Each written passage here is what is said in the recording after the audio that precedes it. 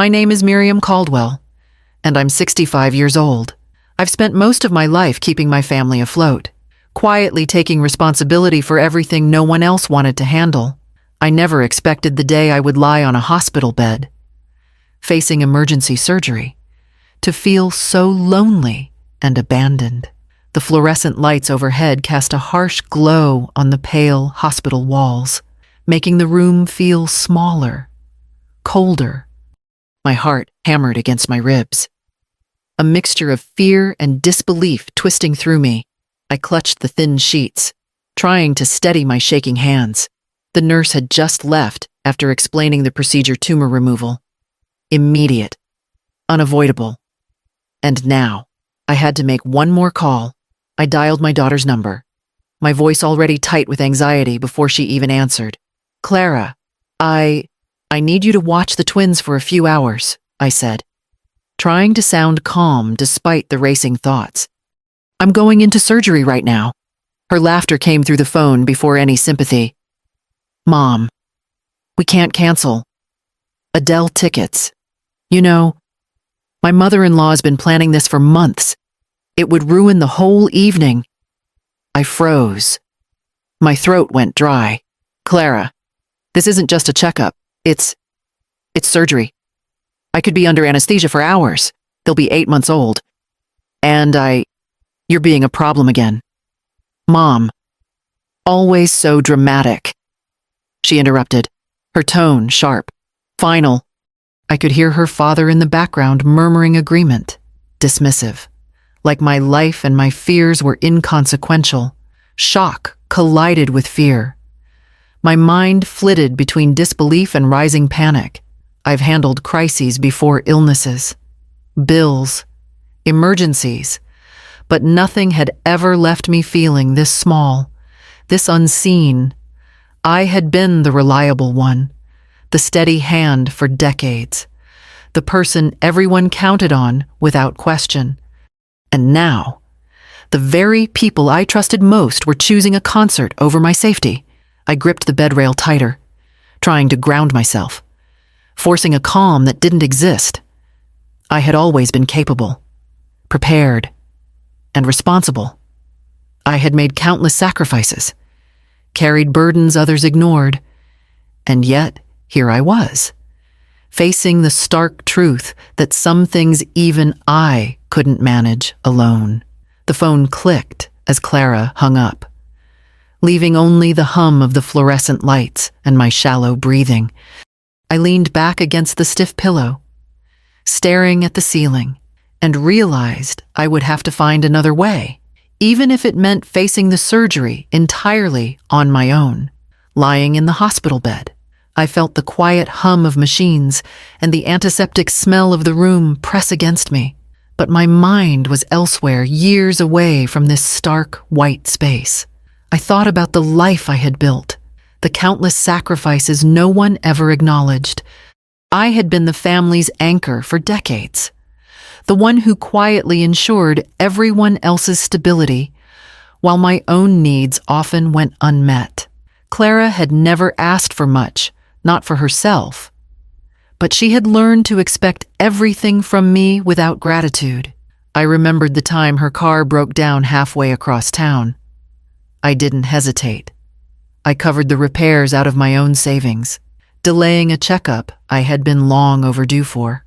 Or the months my parents struggled to make ends meet after retirement, and I quietly transferred money to cover their mortgage without a word. Every request had been met, every emergency solved, every burden lifted, and yet it had never been enough. I had postponed my own medical appointments to stretch the family budget. I had declined promotions when the timing clashed with a family crisis. I had gone without vacations, without comfort, without rest, so Clara and the rest of the family could thrive. And I had done it all without complaint. It was simply who I was, a caretaker by nature, a fixer by instinct. I had never considered how much of myself I gave until this moment, how easily it had been taken for granted. My reliability, my readiness to act, had become invisible, assumed, even mocked. Clara, in her youthful independence, had learned to prioritize her own life and desires above mine. She didn't see the countless nights I had stayed up late, balancing bills, planning for emergencies, keeping the household afloat. She didn't see the sacrifices that had allowed her to attend college, travel, and live comfortably. She only saw what she wanted, when she wanted it. And yet, even in that realization, there was pride. Pride in the life I had built, in the people I had supported, and in the strength I had cultivated over the years. I had given without expectation. But now, lying here, I understood that giving alone was no longer enough. I had to find the line between love and self-erasure, between responsibility and exploitation. The rhythmic beep of the monitor beside me reminded me that the present demanded action, not just reflection. I could no longer assume that my sacrifices would earn care, concern, or understanding. I had spent a lifetime giving, but it was time to consider what I deserved in return and to take it for myself. The pale hospital walls seemed to close in on me, and the hum of the monitors became a relentless soundtrack to my rising anxiety. I gripped the cold metal rail of the bed, knuckles white, trying to steady my racing heart. Every shallow breath felt like a reminder of how alone I was in this moment, how the very people I had spent decades supporting now seemed indifferent to my fear. Sophia and Grace, my precious little girls, were safe with the sitter, but the thought of them with a stranger while I was under anesthesia twisted my stomach into knots. I had spent their entire lives anticipating their needs, adjusting my schedule, my sleep, and even my health to ensure they were cared for. And yet, my daughter had dismissed my plea with a laugh, prioritizing her own desires over mine. The selfishness of it cut sharper than any fear of surgery could. I closed my eyes, trying to summon calm. But memories of a lifetime of obligations kept surfacing. The late nights I had worked to cover my parents' bills, the medical appointments I had postponed for emergencies that weren't mine, the constant juggling act that had become my existence, all of it felt amplified in the quiet of the hospital room. I had been the steady one, the dependable one, the one who absorbed the stress so everyone else could live more comfortably. And now, in these hours before surgery, the realization that my reliability was invisible settled like a stone in my chest. The fluorescent lights flickered briefly, and I felt a surge of both panic and clarity. I had survived decades of giving, decades of sacrifice. And yet, I had allowed myself to be invisible to those who should have cared the most. My hands tightened on the bed rail, not just from fear, but from determination. This surgery would be another test. But unlike so many years before, I was learning that I didn't have to bend entirely to everyone else's needs. I could protect myself, even if it meant facing the unknown alone. A nurse entered, checking my vitals and giving instructions with her practiced calm. I nodded, my mind already racing ahead to the decisions I would have to make afterward, the boundaries I would have to set. The fear of surgery remained, but beneath it, a quiet resolve began to grow. For the first time in years, I understood that my strength wasn't just in giving it, was in knowing when to take care of myself. I spent the next hour making calls, pacing the small hospital room like a caged animal. Every listing I found for emergency childcare seemed either fully booked or prohibitively expensive, and the thought of leaving Sophia and Grace with someone unfamiliar tightened a knot in my stomach. Finally, I located a sitter through a Portland agency, Mrs. Patterson, an elderly neighbor I had met only briefly. The cost was steep, nearly $300 for a single night. But there was no choice. I authorized the payment, my hands trembling as I entered my card information. When Mrs. Patterson arrived, Her gentle voice and careful manner brought a measure of calm I hadn't felt since waking up in this hospital. She asked about the twins with a concern that was almost maternal, checking their sleep schedules and preferences. And I realized with a sting that she was showing more care in these few minutes than Clara had in years. I handed her the girls, feeling their tiny hands clutch at my fingers, and whispered reminders about naps, bottles, and comfort. They gurgled softly, oblivious to the tension that had filled the room. I could see the difference between someone who truly cared and someone for whom everything was merely convenience. As I closed the door behind Mrs. Patterson, a mixture of relief and lingering anger washed over me. Relief that the twins were safe, that the surgery could proceed without fear of their well-being compromised. Anger at the daughter who had laughed off my request, at the family who had prioritized their own enjoyment over my safety. I sank onto the edge of the bed, allowing a long, shaky exhale. This was the first time in years that I had taken decisive action entirely for my own and my children's welfare, and it left me both empowered and raw. Even amidst the sterile lights and distant sounds of hospital corridors, I could feel the quiet stirrings of self-reliance that had lain dormant for too long, reminding me that I could protect what mattered most, even if it meant standing alone. Chapter 5. Surgery and Reflection. The operating room smelled of antiseptic, the cold table beneath me sending shivers through my body as the anesthesiologist checked my vitals. Soon, the world faded into a haze of white and sound, my thoughts dissolving with the rhythmic beeps of the monitors.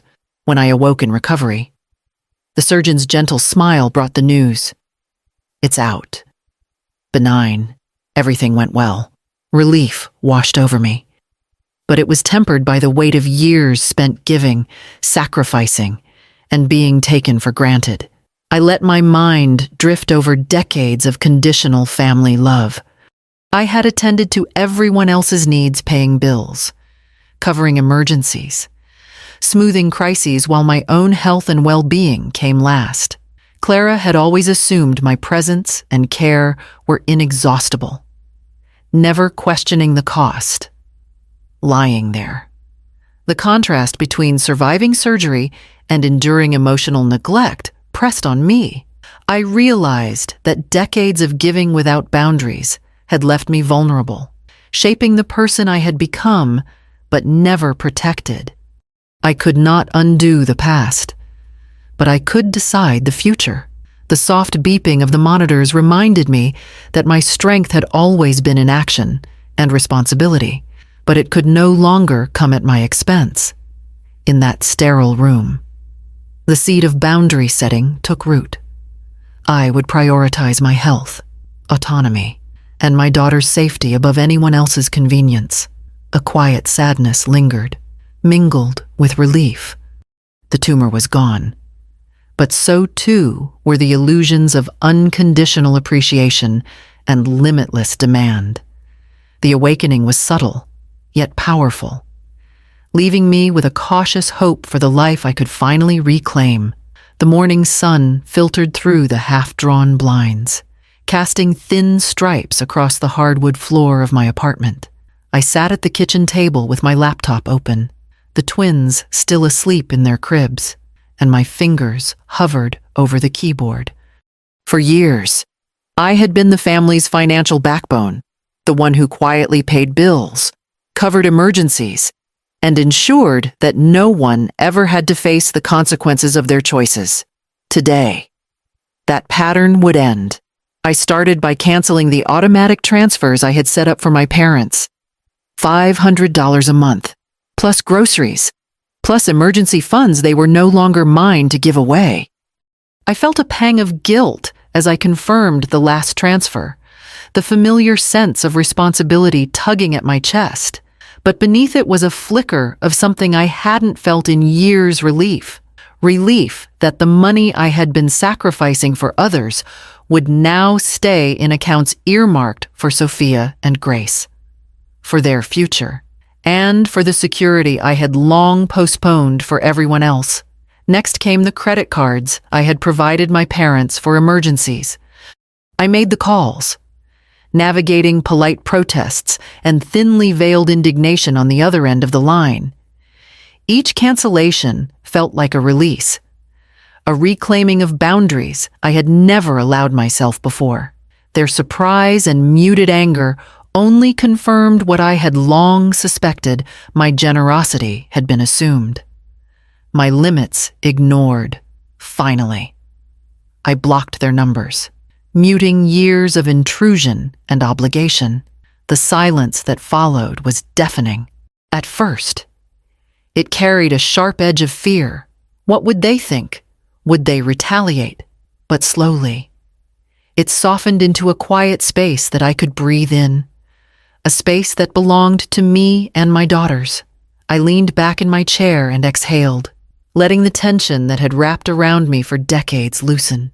There was grief, too, a subtle ache for the relationships I had invested in, the hope that had been quietly eroded by years of expectation. But it was mingled with empowerment, a rising certainty that I was no longer invisible, no longer obligated to give endlessly to people who saw my care as a resource rather than love. For the first time in decades, my focus was entirely on Sophia and Grace, their well-being, their happiness, and the stability I could provide without compromise, even as I felt the first real sense of freedom in years. I knew there would be consequences: calls, emails, perhaps visits. Clara and my parents would not understand this sudden shift, and their confusion or anger might come for me in waves. But I also knew I could withstand it. I had spent a lifetime giving everything for everyone else. Now, for the first time, I would give everything to myself and my daughters. The decision weighed heavily, but with each action, each canceled transfer, each blocked number, I felt lighter, steadier, and more resolute than I had in years. 3 weeks had passed since I had severed the financial strings that had bound me to my parents and Clara. The apartment had been quiet, filled only with the soft babble and gurgles of Sophia and Grace. I had begun to settle into a fragile rhythm, one that placed my daughter's needs first and left the expectations of others far behind. The knock came sharply at the front door, urgent and insistent.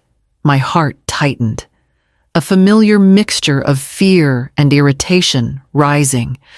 Peering through the peephole, I saw Clara, her face flushed, tears streaking down her cheeks. She stood alone this time, no entourage of my parents trailing behind her as she had in the past. Her posture spoke of desperation, a stark contrast to the casual entitlement she had displayed 3 weeks earlier. I opened the door just enough to keep the chain engaged.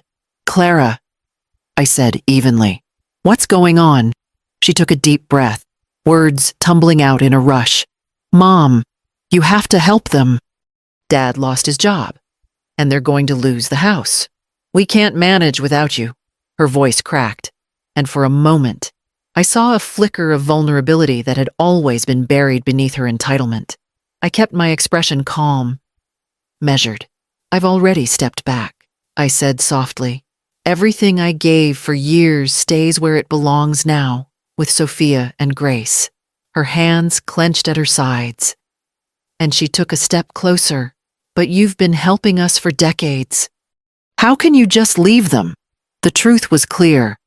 I had been their safety net, their constant provider, the one who absorbed emergencies, solved problems, and bailed them out without hesitation. Every crisis had been mitigated at my expense.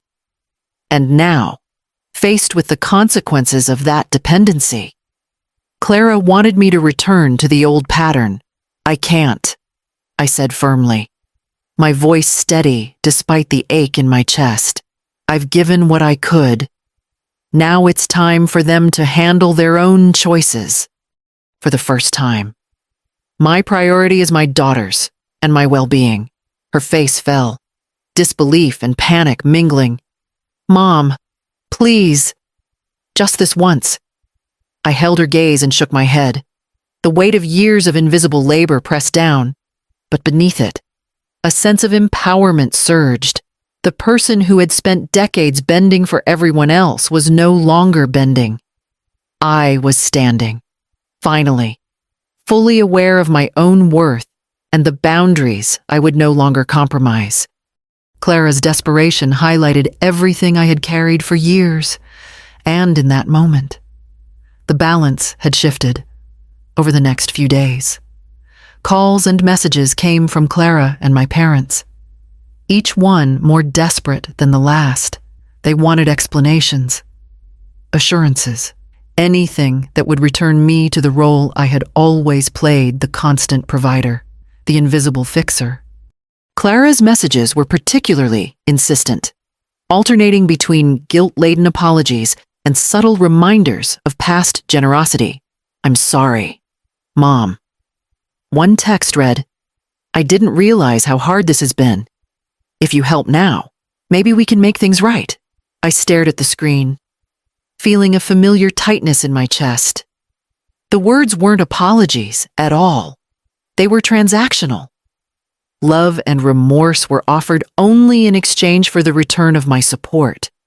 Decades of giving, of absorbing their emergencies and smoothing over their mistakes, had conditioned them to expect it as a baseline, not as a gift. I typed a reply. Deliberately measured, I cannot. The boundaries I have set will remain. I am no longer available to manage your obligations or Clara's desires. This is about what my daughters and I need. Silence followed. A few hours later, my phone buzzed again with a video from Clara, showing her parents struggling to manage bills and minor emergencies. A subtle plea wrapped in fear. I watched, and a pang of recognition stirred. These were the consequences of my absence, the results of a lifelong pattern I had carried, but the familiar ache of guilt was tempered by clarity. I had done enough, more than anyone could ever acknowledge, and that was no longer my burden to bear. By the end of the day, I felt a quiet sense of empowerment. I had faced their desperation without surrendering to it. The patterns of expectation were broken, and I was finally free to focus on my daughters and myself, for the first time in decades. My worth was determined by my own needs, not by the obligations of those who had long taken me for granted. The closure was bittersweet, but it was real, and it marked the beginning of a new chapter, one defined by self-respect and deliberate choice. The apartment was filled with the cheerful babble of Sophia and Grace, their tiny hands reaching for toys and blankets as they explored their world. Watching them thrive brought a warmth that no call, text, or demand from the past could touch. I had finally reclaimed the space to nurture them without distraction, without the weight of others' expectations pressing down on every decision. Financially, I felt the relief of stability for the first time in years. Money that had once been siphoned off to cover crises I didn't create now stayed where it belonged, safely invested for my daughter's future and for the comfort of our home. Emotionally, the transformation was deeper. The quiet confidence of setting firm boundaries lingered, reminding me that self-respect was not negotiable. I moved through the apartment with a calm precision, tending to meals, laundry, and the small joys of daily life, feeling fully present in a way I hadn't in decades. The distance from my parents and Clara was tangible, but no longer painful. It was a choice I had made to preserve my well-being and model healthy relationships for my children. Sitting on the couch, the twins asleep in my arms, I allowed myself to savor the quiet victory. The past could remain where it belonged. I was finally living for myself, and for the little lives that depended wholly on me, the freedom, fragile and hard won, felt complete.